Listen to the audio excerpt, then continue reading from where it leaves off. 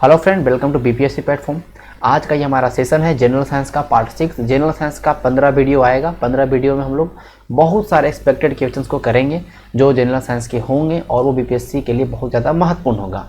BPSC ही नहीं, सारे exam के लिए महत्वपूर्ण होगा और वो हमेशा के लिए बहुत ही महत्वपूर्ण क्लास होगा। तो ये क्लासेस को स्किप ना करें। हम लोग इसमें 25 क्वेश्चंस को देखेंगे। 25 क्वेश्चंस के माध्यम से हम लोग बहुत सारे प्रश्नों को सीखेंगे और 15 वीडियो होगा आपका कवर। तो हम लोग बेसिकली बहुत सारे जीएस सीख पाएंगे। जैसा कि हमारा पता है आप लोगों को कि 45 डे सीरीज चल रहा है, उसमें हम लोगों ने अभी तक 22 लेक्चर किया है और जनरल साइंस का अभी तक हमने 6 लेक्चर किया है। तो इतना वीडियो जिन्होंने भी देखा होगा तो उनका कहीं ना कहीं जो जीएस है उनका कहीं ना कहीं थोड़ा सा इंप्रूव तो हुआ ही होगा। उन पर जो भी प्रश्न मैंने बताए हैं उन सारे चैप्टर्स भी कवर हो गए होंगे। तो ये जनरल साइंस का लेक्चर नंबर 6 है और ये हमारा बाइलिंगुअल है। बेसिकली हमारा जो कंटेंट है वो हिंदी इंग्लिश दोनों में होता है, लेकिन कुछ कुछ एक्सप्लेनेशन हमारा पूरा इंग्लिश में आपको देखने को मिलेगा यहाँ पे। लेकिन जो मेरा द्वारा डिलीवर किया जाता है वो चीज़ें सारे हिंदी में की जाती है। तो इसके लिए आपको हिंदी वालों और इंग्लिश वालों के लिए कोई परेशानी होना चाहिए। बेसिकली इंग्लिश वाले के लिए बहुत ज़्यादा हेल्पफुल भी है लेक्चर्स। आपको देखिएगा तो आपको सारे कंटेंट आपको इंग्लिश में ज़्यादातर यहाँ पे मिलने वाले हैं। तो ये स्टार्ट करते हैं आज के पहले प्रश्न के साथ। जो पहला प्रश्न आपको दिख रहा होगा स्क्रीन पे वो है, a car undergoes a uniform circular motion, the acceleration of the car is. कह रहा है कि जब यूनिफॉर्म सर्कुलर मोशन होता है, जैसे आप देखते होंगे कि फैन चलते रहता है, ओके, तो यूनिफॉर्म सर्कुलर जो मोशन होता है एक सर्कुलर मोशन इस तरह से होते रहेगा। तो उसमें कह रहा है कि उसमें एक्सेलरेशन क्या होगा। देखिए यूनिफॉर्म सर्कुलर मोशन में अगर बात करेंगे तो जो स्पीड होता है वो कांस्टेंट होता है। क्या होता है? स्पीड क्या होता है? कांस्टेंट होता है। और ये जो फोर्स लगती है इनवर्ट की ओर लगती है सेंट्रीपेटल फोर्स, केंद्र की ओर, ठीक है, सेंट्रीपेटल फोर्स लगता है, ओके। और इसकी जो स्पीड क्या होती है वो कांस्टेंट होती है। क्या होती है? स्पीड कांस्टेंट होती है। लेकिन आप चीज़ों को समझिएगा, स्पीड तो कांस्टेंट होती है लेकिन वेलोसिटी कांस्टेंट नहीं होती है। क्या होती है? वेलोसिटी क्या है? देखिए अब यहाँ से मुड़ेगा, यहाँ से, मतलब वेलोसिटी डायरेक्शन के साथ चेंज होते हैं स्पीड, तो उसको बोलते हैं वेलोसिटी। तो वेलोसिटी है जो कांस्टेंट नहीं होती है। स्पीड कांस्टेंट, वेलोसिटी नहीं कांस्टेंट होती। अगर वेलोसिटी कांस्टेंट नहीं है तो एक्सेलरेशन भी कांस्टेंट नहीं होगा।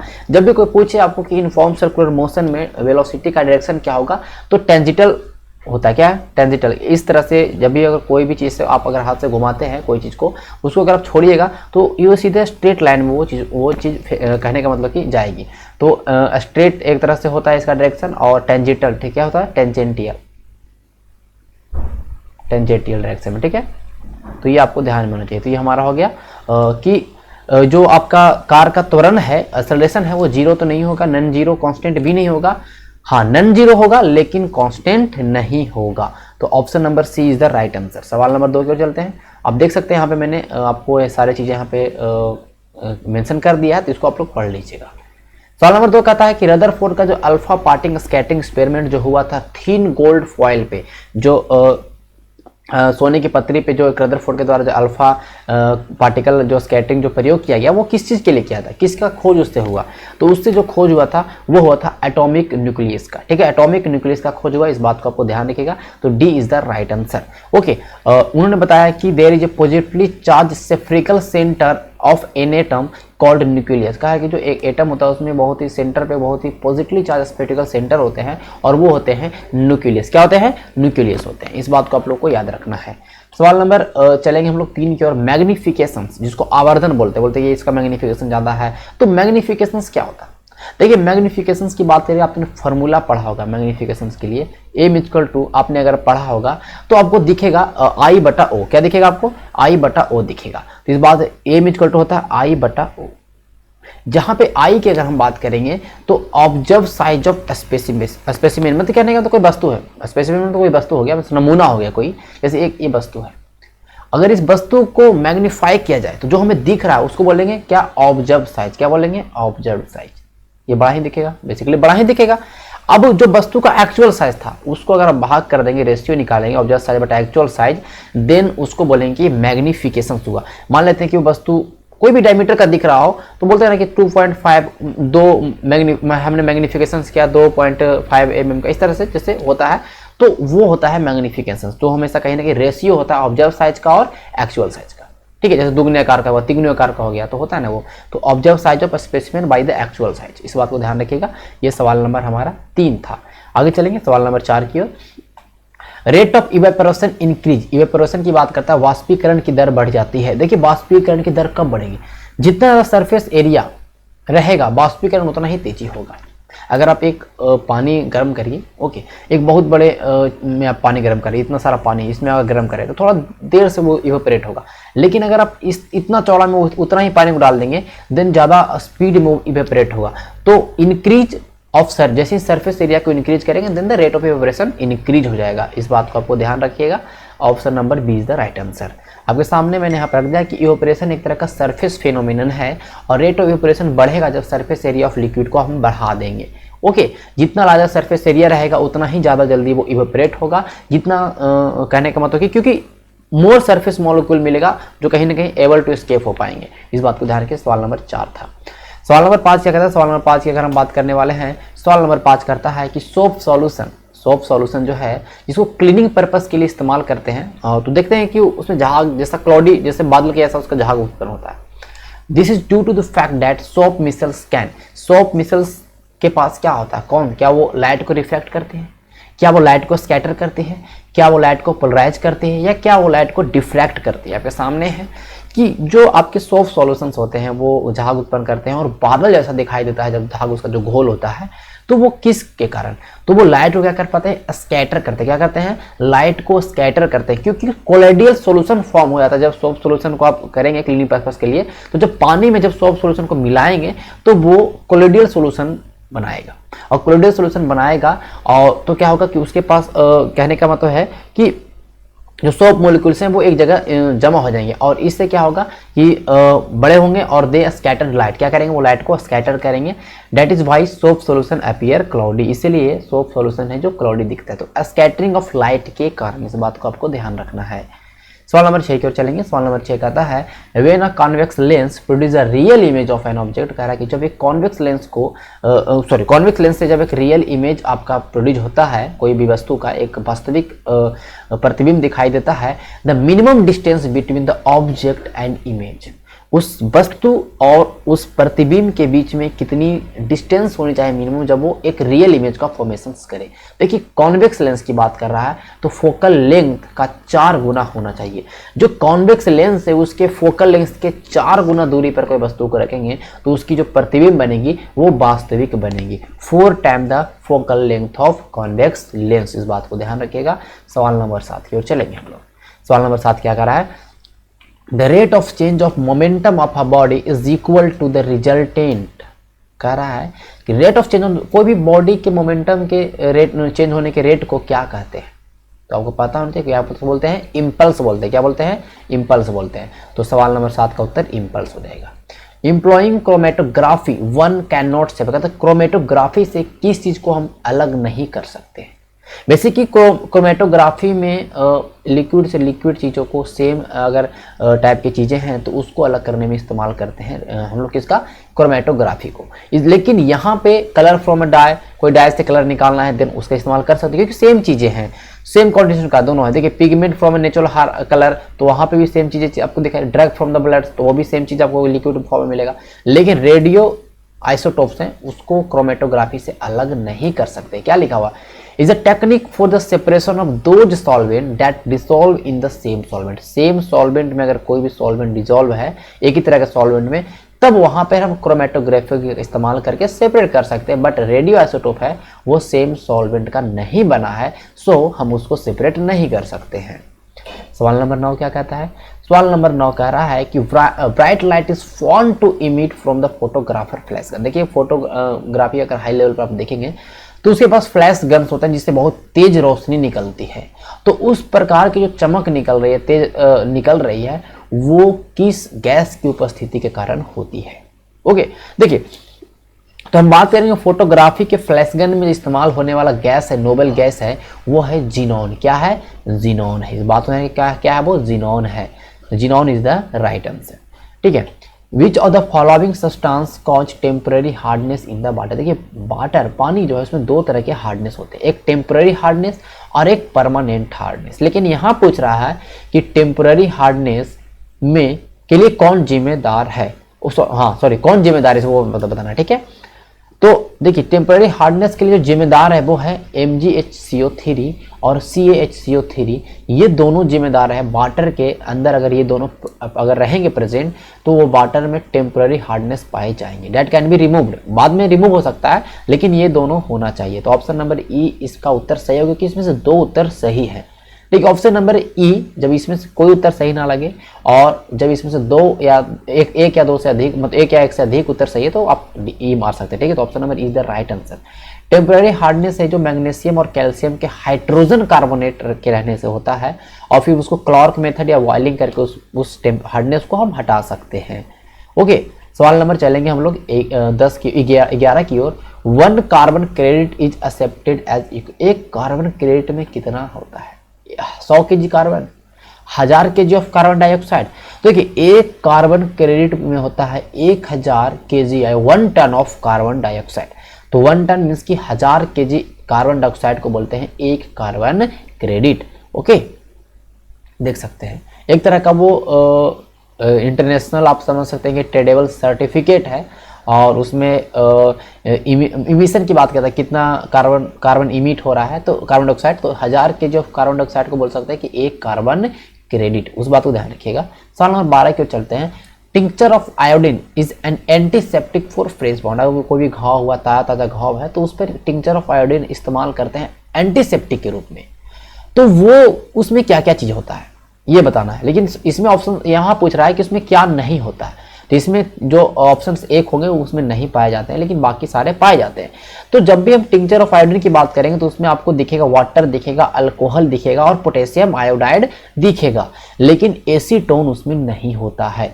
टिंक्चर ऑफ आयोडीन या आयोडीन टिंक्चर जिसको बोलते हैं एक वीक आयोडीन सॉल्यूशन है जिसका हम एंटीसेप्टिक के रूप में इस्तेमाल करते हैं। पहला बात कह रहा है कि उसमें 2 से 7% आयोडीन होते हैं और उसमें पोटेशियम आयोडाइड, जिसको आप देख सकते हैं सोडियम आयोडाइड 2 में से 1 होगा, और उसको इथेनॉल और वाटर के मिक्सचर में हम लोग घोलते हैं। इथेनॉल मीन्स की अल्कोहल है।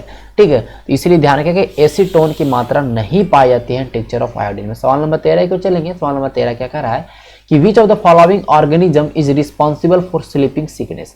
स्लीपिंग सिकनेस की बात करेगा तो उसके लिए जो जीव जिम्मेदार है नींद की बीमारी जिसको बोलते हैं, उसके लिए ट्रिप्सोनोसोमा। क्या है? ट्रिप्सोनोसोमा। इस बात को है क्या? ट्राइप्सोनोसोमा है जो आपके स्लीपिंग सिकनेस के लिए जिम्मेदार है। सोमा लगा हुआ है तो आप इसे याद करेंगे, सोना, सोमा से सोना। तो ट्राइप्सोनोसोमा जो है वो आपका इससे कहने का मतलब है कि जिम्मेदार है फॉर द स्लीपिंग सिकनेस, और ये सीसी मक्खी से फैलता है। क्या? सीसी मक्खी से। देखें, सीसी फ्लाई, सीसी मक्खी के द्वारा ये फैलता है। इस बात को ध्यान रखिएगा, समझ रहे चीज़ को। आगे चलते हैं। सवाल नंबर 14 क्या कह रहा है? सवाल नंबर 14 के हम और चलते हैं। सवाल नंबर 14 कह रहा है which of the following cell organelles mainly function as store house of digestive enzyme. देखिए जो डाइजेस्टिव एंजाइम है उसको वो स्टोर करके रखता है, एक कोशिका का भाग है। Mitochondria power house of the cell, ribosome protein factory of the cell, lysosome suicidal bag of the cell, and also उसके अंदर आपका डाइजेस्टिव एंजाइम देखने को मिलेगा, वो है लाइसोसोम। क्या है? लाइसोसोम को हम suicidal bag of the cell बोलते हैं, उसको हम डाइजेस्टिव एंजाइम का स्टोर हाउस भी बोलते हैं। इस बात को आपको ध्यान रखना है। उसमें हाइड्रोलाइटिक एंजाइम्स होते हैं और इस एंजाइम के कारण उसको suicidal bag of the cell बोलते हैं, क्योंकि उसमें कोशिकाएं जो मृत कोशिकाएं हैं होती हैं। ठीक है, this enzyme take part in the hydrolysis of extra cellular material. इस बात को ध्यान रखिएगा, दैट इज लाइसोसोम। आपके सामने है marsilea, fern and horsetail are the example of. देखिए प्लांट ग्रुप है, मार्सेलिया है, फर्न है, हॉर्सटेल है, ये जो आप एक किस पादप समूह के उदाहरण है। तो टेरिडोफाइटा, क्या इसका?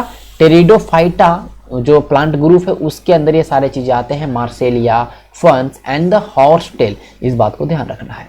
आपके सामने है कि ये टेरिडोफाइटा किंगडम से मिलते हैं और इनका जो है उनके जो बॉडी है वो रूट, स्टेम और लिप्स में बटे होते हैं। ठीक है, उनके पास स्पेशलाइज्ड टिश्यू होते हैं वाटर कंडक्शन के लिए और भी अलग तरह के चीज़ों के लिए। ओके, अब कह रहा है कि टेरिडोफाइटा जो है जो स्पोर प्रोड्यूसिंग वस्कुलर प्लांट है। किस तरह का है वो?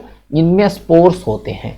लेकिन ब्रायोफाइटा की बात करेंगे तो इसको एम्फीबियंस ऑफ प्लांट किंगडम बोलते हैं, मतलब पानी में और जमीन दोनों पर इन तरह के पादप है जो आपको देखने उगे हुए मिलेंगे। ठीक है, तो उसमें ऑप्शन है मोसेस है, ऑप्शन सॉरी एग्जांपल है mosses, funaria and the live watts.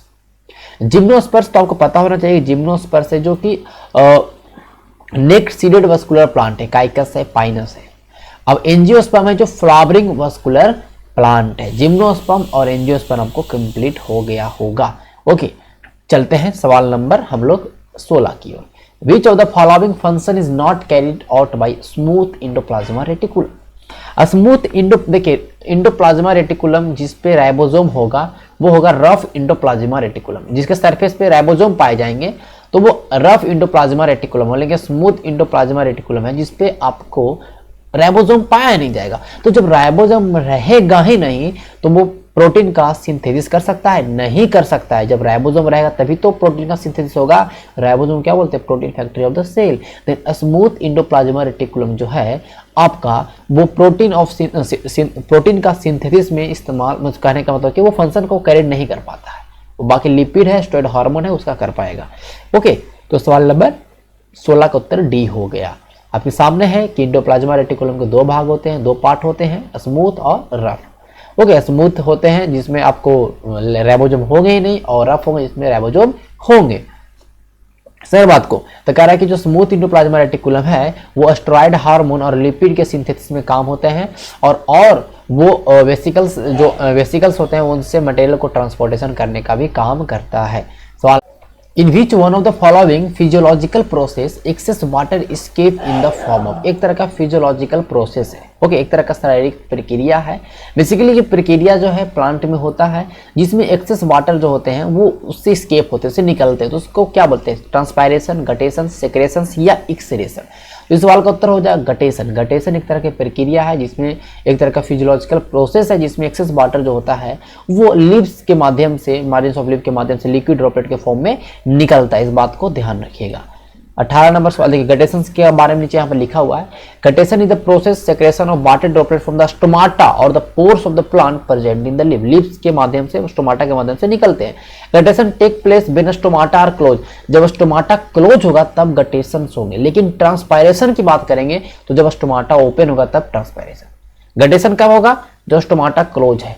Transpiration कब होगा? जब स्टोमाटा ओपन है। इस बात को ध्यान रखिएगा, ठीक है। गटेशन हैपन अर्ली मॉर्निंग और at night when the weather is cold. जब भी मौसम ठंडा रहेगा, अर्ली मॉर्निंग हो या तो नाइट हो, तभी गटेशन का प्रक्रिया होगा। लेकिन ट्रांसपायरेशन की बात करेंगे तो वो ड्राई हीट के समय होता है। Excretion in plant involve the removal of waste in various modes. Excretion को पता है कि रिमूवल ऑफ वेस्ट आपके बॉडी से निकालना है या प्लांट की बॉडी से कुछ, तो एक्सरेशन बोलते हैं, ठीक है। और सेक्रेशन है कि मेटाबोलाइट्स जो है एक जगह से दूसरी जगह मेटाबोलाइट्स को ट्रांसफर को क्या बोलते हैं? सेक्रेशन बोलते हैं। क्या बोलते हैं? सेक्रेशन बोलते हैं। तो आपको चीजें समझ में आ गई होगी। सवाल नंबर 18 की ओर चलेंगे। विच one of the following is special type of milk produced by the lactating mother. Okay, essential for the development of immune response of the new born baby in the human. कह रहा है कि जब नवजात शिशु होता है, जैसे जन्म लेता है, तो बोला जाता है कि महिला उनको माँ का दूध मिले और जो गाढ़ा पीला दूध होता है वो दिया जाए। तो वो किस प्रकार का दूध होता है? उस दूध को क्या बोलते हैं? Breast milk produce after month of child birth, transitional milk, mineralized milk या कोलोस्ट्रम क्या बोलते हैं? तो ध्यान रहिएगा, इस तरह के सवाल में आपको उत्तर रखना है कि कोलोस्ट्रम क्या बोलते हैं? उसको कोलोस्ट्रम बोलते हैं। कोलोस्ट्रम एक तरह का मिल है जो लैक्टेटिंग मदर एसेंशियल से निकलते हैं, और वो जो भी न्यूबॉर्न बेबी होते हैं उनकी इम्यून सिस्टम को डेवलपमेंट में काम देता है, ठीक है। येलो और थिक होगा, बहुत ही गाढ़ा दूध होगा और पीला दूध होगा, इस बात को ध्यान रखिएगा। ओके, इसमें IgA एंटीबॉडीज प्रेजेंट होते हैं बहुत ज़्यादा मात्रा में, इस बात को ध्यान रखिएगा। हम चलेंगे सवाल नंबर 19 की ओर। सवाल 19 कहता है, in which of the following type of connective tissue animal does fat gain. जो एनिमल के अंदर, जो जानवरों के अंदर जो वसा होते हैं, ओके, तो वो किस तरह के संयोजी ऊतक में जमा होते हैं, ठीक है। तो एडिपोसाइट, कॉन्ड्रोसाइट, ओस्टियोसाइट या रेटिकुलोसाइट। तो आपने पढ़ा होगा एडिपो, जिसे आप पढ़ते होंगे। तो एडिपोसाइट में आपका फैट स्टोर होता है। क्या होता है? फैट स्टोर होता है। तो A is the right answer. The excess fat in the body get store in the adipocyte of the body tissue name adipose. क्या बोलते हैं? Adipose. It is found under the skin. This is made up of fat cell. वो fat cell से बना होता है, वसा कोशिका से बना होता है और शरीर के स्किन के नीचे पाया जाता है। ओके, तो adipocyte is the right answer. सवाल नंबर 20 कहता है कि इसमें कुछ पेयर्स हैं जो ऑर्गेनिज्म है, इन्हें इधर जीव जंतु इधर और इधर में आपको लोकोमेशन है, मतलब वो किस तरह, किसके माध्यम से वो मूवमेंट करते हैं, लोकोमोट करते हैं। तो यूग्लिना फ्लैजेलम से, फ्लैजेला जो यूग्लिना के अंदर पाया जाता है, ठीक है, यूग्लिना में फ्लैजेला पाया था, उसके माध्यम से वो लोकोमोट कर पाते हैं। प्रोमोशियम सिलेरली मसल से करते हैं, तो सही है। स्टारफिश ट्यूफिड से करता है, ओके, इस बात ध्यान रखिए, स्टारफिश जो है आपका ट्यूफिड से करता है। और नेरिस है, ठीक है, नेरिस जो है वो उसमें स्यूडोपोडिया नहीं पाया था, स्यूडोपोडिया अमीबा में पाया था। अमीबा जो है वो स्यूडोपोडियम को मूवमेंट करते हैं, लेकिन भैया नेरिस जो है वो स्यूडोपोडिया नहीं करता है, वो लेटरल अपेंडेजेस मूवमेंट करते हैं। किस तरह के? लेटरल अपेंडेजेस मूवमेंट करते हैं। ओके, सवाल आप देख रहे हो, सारे एक से एक सवाल है, बहुत महत्वपूर्ण सारे सवाल आपको देखने को मिल रहे हैं। चलेगा सवाल नंबर 21 की। और सवाल नंबर 21 क्या कहता है? Which on the following element is involved in the control of water content of the blood? जो ब्लड है, हमारा जो ब्लड है उसके अंदर वाटर कंटेंट को कंट्रोल करने में, जल तत्व के नियंत्रण में कौन सा तत्व शामिल होता है? आपको सामने है, ब्लड क्लॉटिंग पूछेगा तो उसमें कैल्शियम होता है, लेकिन जल तत्व, मैं तो कहने का रक्त के अंदर जो ब्लड है उसके अंदर जल तत्वों को कंट्रोल करने में है, वो है potassium. That is potassium is useful या इसेंशियल, जो कि कंट्रोल करता है water content in the blood. इस बात को आपको ध्यान रखना है, इसको पढ़ लीजिएगा। हम चलेंगे सवाल नंबर 22 की ओर। ब्लू बेबी सिंड्रोम एक तरह की बीमारी, एक तरह का सिंड्रोम है, तो किसके कारण, क्या चीज ज्यादा अगर उसका मतलब कहने कॉन्टिमिनेशन हो जाएगा कि ब्लू बेबी सिंड्रोम हो जाएगा। तो ब्लू बेबी सिंड्रोम की बात करें तो नाइट्राइट, किससे? ये देखिए नाइट्रेट है, ये क्या? नाइट्राइट। तो नाइट्राइट के कंटिमिनेशन से ब्लू बेबी सिंड्रोम होता है, इस बात को आपको ध्यान रखना है। जब भी कोई वाटर बॉडीज है, कोई पानी है कहीं पे, उसमें अगर नाइट्राइट ज्यादा अकुमुलेट हो जाएगा तो नाइट्राइट आएगा। नाइट्रोजन का अगर ज्यादा इस्तेमाल करेंगे फर्टिलाइजर का तो नाइट्राइट होगा, और जब ज्यादा एक्युमुलेशन होगा तो उससे ब्लू बेबी सिंड्रोम, उस पानी को पिएगा वो ब्लू बेबी सिंड्रोम से ग्रसित हो जाएगा। समझ रहे बात को? सवाल नंबर 23 की ओर चलते हैं। Bleeding of gums, falling of teeth, fragments, bone delay, bond healing of due to deficiency. कर देखिए, मसूड़ों में खून आना, दांतों का गिरना, या कमजोर हड्डियां, या घाव बहुत देर से भरना, बहुत घाव हो गया, सही हो ही नहीं रहा, तो कौन सा विटामिन रिस्पॉन्सिबल है? विटामिन बी, डी, सी या ए? तो इस सवाल का उत्तर आपके सामने है, ऑप्शन नंबर हो जाएगा vitamin C. Vitamin C is responsible for the bleeding of gum, falling of teeth, fragile bones and the delay bond healing of due to the deficiency of vitamin C. Vitamin C नहीं है, अगर आपके पास कमी है vitamin C का, तो आपके सारी चीजें होने स्टार्ट हो जाएंगे। ओके, इस बात को ध्यान, इसको एस्कॉर्बिक एसिड भी बोलते हैं विटामिन सी को, ये आपको पता होना चाहिए। ओके, और it can not be made by human body, हमारे शरीर के मतलब हमारे शरीर का जो कोई भी अंग इसको बना नहीं सकता है, इसलिए जब हम लोग डाइट लेते हैं तो उसके माध्यम से हमें विटामिन सी मिलता है, इस बात को ध्यान रखिएगा। ओके, चलते हैं आगे। तो ये यहाँ पे लिखा हुआ है कि विटामिन सी का जरूरत पड़ेगा कोलेजन का निर्माण करने के लिए। कोलेजन ऐसा है जो कि बहुत सारे टिश्यूज के लिए वो बहुत ज़्यादा जरूरत है, स्किन हो गया, बोन्स हो गए, कार्टिलेज हो गए, तो कोलेजन के निर्माण के लिए विटामिन सी की जरूरत है। विटामिन सी नहीं रहेगा तो ये सारे प्रॉब्लम होंगे। सवाल नंबर 24 का आएगा कि which one of the following is considered as good cholesterol with reference to individual facing the risk of cardiovascular. देखो, जिसको कार्डियोवास्कुलर डिजीज है, ओके, जिसको भी कार्डियोवास्कुलर डिजीज है या हाइपरटेंशन वाला, उच्च रक्तचाप वाला बीमारी है, तो उसके लिए अच्छा कोलेस्ट्रॉल माना जाता है। कि कौन सा कोलेस्ट्रॉल उसके लिए अच्छा मानता है, तो वो ले भी रहा है ना तो उसको कोई इफेक्ट नहीं पड़ रहा है। High density lipoprotein, low density lipoprotein, triglyceride या फैटी एसिड। आपके सामने सवाल नंबर 24 का उत्तर होगा हाई डेंसिटी का अगर लिपोप्रोटीन वो इस्तेमाल करता है, उसको बोलते हैं गुड कोलेस्ट्रॉल, जो हमारे बॉडी के अंदर प्रेजेंट होते हैं, और वो फैट मॉलिक्यूल जो है उसको ध्यान रखिएगा कि आर्टरी वाल से बाहर निकालते हैं, और उससे क्या है कि कार्डियोवास्कुलर डिजीज को कम करता है। तो कार्डियोवास्कुलर डिसीज के लिए हाई डेंसिटी लिपोप्रोटीन को गुड कोलेस्ट्रॉल बोलते हैं। सवाल नंबर 25 की ओर चलेंगे। सवाल नंबर 25 हमारा लास्ट सवाल है, और सवाल नंबर 25 की बात करेंगे। कह रहा है कि speed of moving magnet inside a coil decreases. अगर कोई भी मूविंग मैग्नेट कॉइल है, ठीक है, और उसके अंदर अगर स्पीड जो है, मतलब ध्यान रखिएगा कि बढ़ा दे, ठीक है, कि कोई भी मूविंग मैग्नेट जो है अगर किसी कॉइल के अंदर उसके अगर स्पीड को बढ़ा देंगे तो इलेक्ट्रिक करंट क्या होगा। ध्यान रखिएगा, जब भी स्पीड आप बढ़ाइएगा मूविंग मैग्नेट का कोई भी कॉइल के अंदर, तो उसके इलेक्ट्रिक करंट भी उसका बढ़ जाएगा। क्या होगा? इलेक्ट्रिक करंट भी इसका बढ़ जाएगा। तो सवाल नंबर 25 हमने कवर किया। हमने 25 साइंस के प्रश्नों को किया। ये हमारा लेक्चर नंबर 6 था। अभी हमारा 15 15 लेक्चर में हम लोग बहुत सारे फिजिक्स केमिस्ट्री और बायो के प्रश्नों को करेंगे। तो चलिए मिलते हैं कल के वीडियो में, तब तक के लिए धन्यवाद।